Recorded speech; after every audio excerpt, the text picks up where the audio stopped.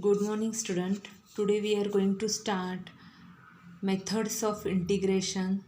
That is the most important point in indefinite integration. Here, three methods of integration we are used to evaluate the integration. First method, integration by substitution, integration by parts, integration by partial fraction. First, we explain integration by substitution. This word substitution means what? Substitution म्हणजेच त्या एक्झाम्पलमध्ये एखादं variable असेल, for example x, तर त्या x या व्हेरिएबलच्या ऐवजी आपण एक दुसरं टी हे व्हेरिएबल सबस्टिट्यूट करायचं for adjustment, for simplification, for evaluate the integration. Okay, त्यासाठी आपण थेरम पाहणार आहोत. इन जनरल आपण थेरम पाहत असतो आणि त्या थेरमवरूनच मग एक्झाम्पल सॉल्व करता येतात आपल्याला त्या थेरमनुसार. Okay, theorem first. If x is equal to phi of t is a differentiable function of t, then integration of f of x into d x is equal to integration of f of phi of t into phi dash of t into d t. Okay, म्हणजे जर आपण x is equal to phi of t is the differentiable function असेल तर integration of ह्या x या व्हेरिएबलचं फंक्शनचं integration which is nothing but the integration of phi of t into phi dash of t into d T.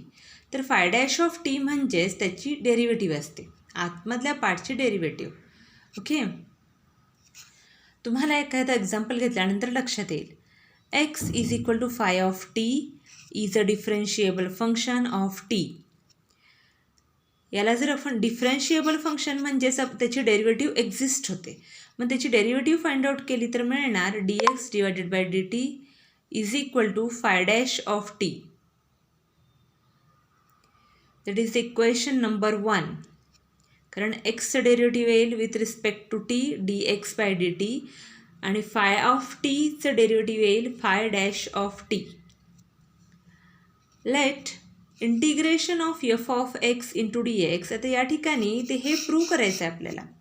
जर x is equal to phi of t is the differentiable function, हे जर differentiable function असेल तर त्या फंक्शनचं derivative integration is equal to integration of f of phi of t into phi dash of t into d t हे prove करायचं आहे आपल्याला. मग हे जे काही गिवन आहे त्याचा यूज करून आपण हे प्रूव्ह करणार आहोत. मग या ठिकाणी इक्वेशन 1 झाल्यानंतर integration of f of x into d x is equal to g of x आपण हे अज्युम केलं.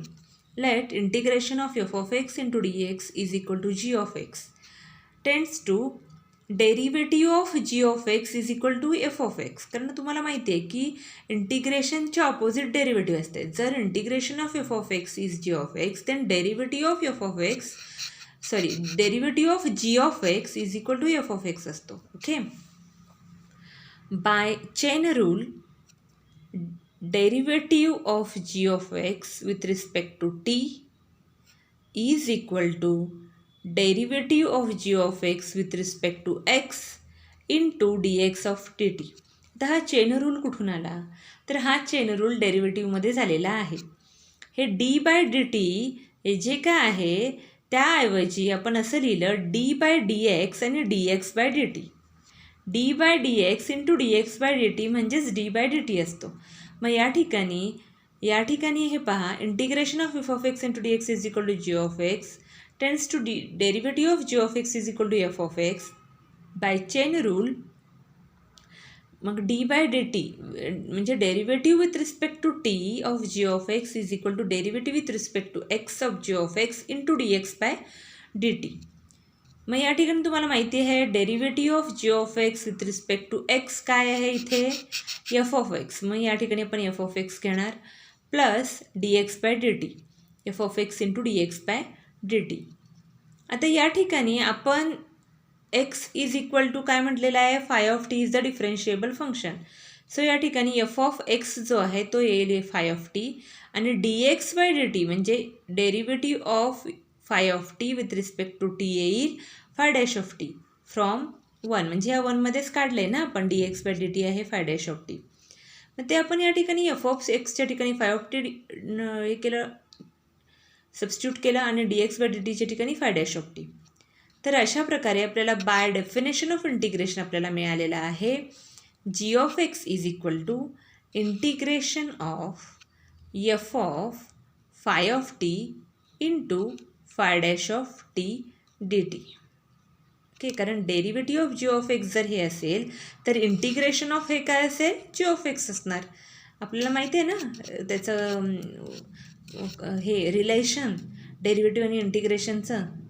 Derivative of g of x with respect to t जर f of phi of t into phi dash of t असेल तर integration of f of phi of t into phi dash of t आपल्याला मिळेल g of x by definition of integration. जे आपल्याला prove करायचं आहे ते मिळालेलं आहे. Integration of f of x into d x is equal to integration of f of phi of t into phi dash of t into d t. Okay, तर हा जो काही सबस्टिट्यूशन रूल आहे त्याचा यूज आपण एक्झाम्पलमध्ये कसे करणार आहोत ते बघूयात. या ठिकाणी लक्ष द्या. Example I is equal to integration of 3x² into sine x cube into d x. आता बघा या ठिकाणी साईन ऑफ जो अँगल आहे तो आहे आपण इथं एक्स क्यूब घेतलेला आहे, तर त्याचं डायरेक्ट डेरिव्हेटिव्ह काढणं सोपं नाही, त्यामुळं आपण त्या ठिकाणी सबस्टिट्यूशन करणार. आपल्याला इझी होण्यासाठी ह्या मेथड्स आहेत ज्याचा यूज केल्यानंतर ते इंटिग्रेशन आपण पटकन इव्हॅल्युएट करू शकतो. मग या ठिकाणी let x cube is equal to t घेतलेलं आहे. तर अशा प्रकारचे एक्झाम्पल बघता क्षणीच तुमच्या लक्षात आलं पाहिजे की कुठल्या फंक्शनसाठी आपण ते काय करणार आहोत, टी हे सबस्टिट्यूशन करणार आहोत, हे स्वतःलाच क्लिक झालं पाहिजेत. मग या ठिकाणी x cube is equal to t जर घेतलं तर 3x² into d x is equal to मिळेल d t. I is equal to आपल्याकडे आहे 3x² into d x is equal to d t मिळालं आणि साईन एक्स क्यूबच्या ठिकाणी येणार आपण टी, म्हणजे आय इज इक्वल टू हा जो काय आहे तो मिळणार I is equal to integration of sine t into d t. आपल्याला माहिती आहे इंटिग्रेशन ऑफ साईन टी असतो minus cos t plus c. झालं. मग जे काय कधीही बघायचं जसं आपला क्वेश्चन असतो तसंच त्याच व्हेरिएबलच्या फॉर्ममध्ये आपला आन्सर आलं पाहिजेत. म्हणून पुन्हा आपण त्या टीच्या ठिकाणी जे काय सबस्टिट्यूट केलेलं आहे ते पुन्हा घालणार आपण. मग minus cos of x cube plus c हे आपल्याला फायनल आन्सर मिळालेलं आहे. Corollary first, if integration of f of x into d x is equal to g of x plus c, then integration of f of a x plus b into d x is equal to g of a x plus b into 1/a plus c. आता बघा या ठिकाणी corollary म्हणजे काय, असे छोटे छोटे 4 करोलरीज आहेत ज्याचा यूज पण आपण एक्झाम्पल सॉल्व करण्यासाठी करणार आहोत. ह्या करोलरी ज्या आहेत ह्या पाठच कराव्या लागतात.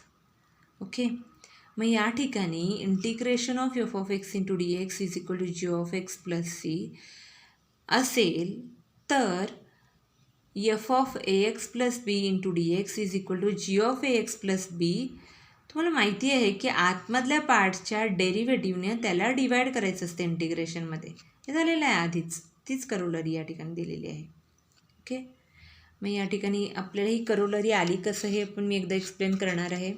Late I is equal to f of a x plus b into d x, put a x plus b is equal to t. Substitution मेथडनी ही करोलरी प्रूव्ह केलेली आहे पहा. ax plus b is equal to t, differentiating both the sides, a into dx is equal to 1 into dt tends to dx is equal to 1/a into dt. कारण इथं differentiate करत असताना a into dx okay plus याची derivative काय असते, 0 असते. That is equal to काय मिळालेलं आहे, टीची derivative with respect to t काय येणार 1 इंटू डी टी. ओके, तर हे डी टी इथं कसं आलं, ॲक्च्युली इथं a into d x by d t येणार दॅट इज इक्वल टू 1 येणार. मग a into d x is equal to आपण घेणार 1 इंटू डी टी. मग d x is equal to आपल्याला मिळेल 1 into 1 divided by a divide is into d t. हे बघा या ठिकाणी a into d x is equal to 1 into d t, ह्या ए एक्स प्लस बीचं जे डेरिव्हेटिव्ह काढलेलं आहे ते आपण नेहमी असं काढत असतो, ए एक्स प्लस बीचं derivative of with respect to t, derivative of a x plus b is equal to a into d x by d t, a into d x by d t. मग इथे येणार a into d x by d t is equal to derivative of t येईल फक्त 1, आणि नंतर मग ते d x by d t जे काय आहे हे D x by d t आलं होतं, a into d x by d t. इथं बघा इथे येणार a into d x by d t. मग d x by d t जे आहे त्यामधला डी टी तिकडे गेल्यानंतर a into d x is equal to 1 into d t होणार. ओके, मग आता ह्या 1 आपला डी एक्स पाहिजे आहे आपल्याला, कारण यामध्ये जो काय डी एक्स आहे त्या ठिकाणी आपण सबस्टिट्यूट करणार आहोत. मग d x is equal to मिळेल 1 ए डी टी, ते सबस्टिट्यूट करायचं या ठिकाणी, कारण a x plus b is equal to t घेतलं, त्याला डिफरन्शिएट का केलं ह्या डी एक्ससाठी, त्याला डिफरन्शिएट म्हणून कधीही हा सिक्वेन्स लक्षात ठेवायचा. त्यामधल्या फंक्शनसाठी आपण टी सबस्टिट्यूट करणार, त्याला डिफरन्शिएट करणार कशासाठी, ह्या डी एक्ससाठी, कारण ते पण व्हेरिएबल चेंज करायला पाहिजेत ना. जर हे व्हेरिएबल आपण चेंज केलं, टी घेतलं, तर डी एक्स पण चेंज करायला नकोत, ते पण डी टी व्हायला पाहिजे ना. मग त्यासाठी त्याला डिफरन्शिएट करायचं आणि मग डी एक्स चेंज करून घ्यायचा. मग जे काय आता आपण सबस्टिट्यूशन्स केलेले आहेत त्या सगळ्या सबस्टिट्यूट करायच्या या ठिकाणी. मग आय इज इक्वल टू आपल्याला मिळेल integration of f of t into 1 a into d t. Okay, या ठिकाणी f of a x plus b काय मिळालं, एफ ऑफ टी, आणि इंटू डी एक्स आपल्याला काय मिळालेलं आहे, डी एक्स मिळालेलं आहे 1 ए इंटू डी टी. मग या ठिकाणी that is equal to 1 a integration of f of t into d t, that is equal to 1 a integration of f of t into d t काय आहे, या ठिकाणी integration of f of x into d x आहे, g of x plus c, if म्हटले ना म्हणजे हे given आहे. मग तसंच इथं काय येईल, integration of f of t into d T येईल 1 ए जी ऑफ टी प्लस सी, कारण आपण ज्यावेळेला इंटिग्रेशन साईन काढून टाकतो त्यावेळेला आपण तिथं कॉन्स्टंट घेत असतो. त्याचं इंटिग्रेशन फॉर्म्युलानुसार इंटिग्रेशन फाइंड आउट करून प्लस सी आपण कॉन्स्टंट हा घेत असतो, प्लस सी कॉन्स्टंटला व्हॅल्यू आहे या ठिकाणी, त्याला विसरायचं नाही. 1 ए जी ऑफ टी प्लस सी आलं, 1 ए टी आपला जो काय तो पुन्हा सबस्टिट्यूट करायचा, g of x plus b plus c. मग आता हे फायनल आन्सर आहे, फायनल करोलरी आहे, integration of f of x plus b into d x is equal to g of x plus b into 1 a plus C. Okay, ती corollary जी आहे त्याच्यावरचं एक example, integration of sec square in bracket 5x - 4 into d x. या ठिकाणी 1/5 tan of 5x - 4, म्हणजे आपल्याला माहिती आहे सेक्स स्क्वेअर एक्सचं डेरिव्हेटिव्ह असते tan ऑफ एक्स. मग या ठिकाणी सेक्स स्क्वेअर 5x - 4चं डेरिव्हेटिव्ह येईल tan of 5x - 4 into derivative of आतमधल्या पार्टचं नाही, इंटिग्रेशन येईल सेक्स स्क्वेअर ऑफ 5x - 4चं इंटिग्रेशन येईल tan ऑफ 5x - 4, आणि त्या tan ऑफ 5x - 4 मधल्या आतमधल्या पार्ट्सच्या डेरिव्हेटिव्हनं त्याला डिवाइड करायचं, म्हणजेच येणार 1/5 प्लस सी. ह्याला फायनल आन्सर. तशीच करोलरी सेकंड आहे, integration of f dash of x divided by f of x into d x is equal to log of f of x plus c. तर आपल्याला बघा find out करायचं आहे. तर म्हणजे या ठिकाणी काय सांगितलेलं आहे, डिनॉमिनेटरमध्ये जर फंक्शन एफ ऑफ एक्स असेल आणि त्याची डेरिव्हेटिव्ह जर न्यूमरेटरमध्ये असेल तर त्याचं आन्सर हे log of f of x plus c असते. मग या ठिकाणी मिळेल consider integration of f dash of x divided by f of x into d x, put f of x is equal to t. इथे substitution केली, f of x is equal to t, त्याला differentiate केलं, differentiating both the sides. तर आपल्याला मिळेल f dash of d x by f dash of x, F of एक्सचं derivative काय येईल, f dash of x, f dash of x into d x by d t is equal to काय मिळणार, टीचं derivative 1 मिळणार, which is nothing but काय मिळणार, किंवा tends to f dash of x into d x is equal to 1 into d t. म्हणजेच काय मिळेल, एफ डॅश ऑफ एक्सच्या d x is equal to काय मिळेल, 1/f dash of x into d t. Okay, मग या ठिकाणी आपल्याकडे आहे इंटिग्रल काय आहे, आय इज इक्वल टू आपल्याला मिळेल integration of 1/t into d t. 1/t into d t. मग log of t plus c, मग log of f of x plus c. तुम्ही मेन करोलरी फायनल आन्सर लक्षात ठेवायचं. Integration of f dash of x divided by f of x into d x is equal to log of f of x plus c. हा फॉर्म्युलाच आहे, तो लक्षातच ठेवायचा. त्यानंतर corollary third, integration of f of x raise to n into f dash of x into d x is equal to f of x raise to power n plus one upon n plus one plus c. म्हणजेच असं एक integration आहे की ज्याच्यामधल्या फंक्शनची power जर N असेल आणि त्याची डेरिव्हेटिव्ह जर पुढं असेल तर त्यावेळेला त्याचं ॲन्सर येत असते f of x raise to n plus one upon n plus one plus c. Where या ठिकाणी जर एनच्या ठिकाणी जर -1 असेल तर डिनॉमिनेटर 0 येणार ना. सो ही कंडिशन आहे n is not equal to -1. Let I is equal to integration of f of x into f of x raise to power n plus one into f dash of x into d x. Put f of x is equal to t. Differentiating both the sides. F dash of x into dx is equal to dt. Here's our answer. F dash of x into dx is equal to dt.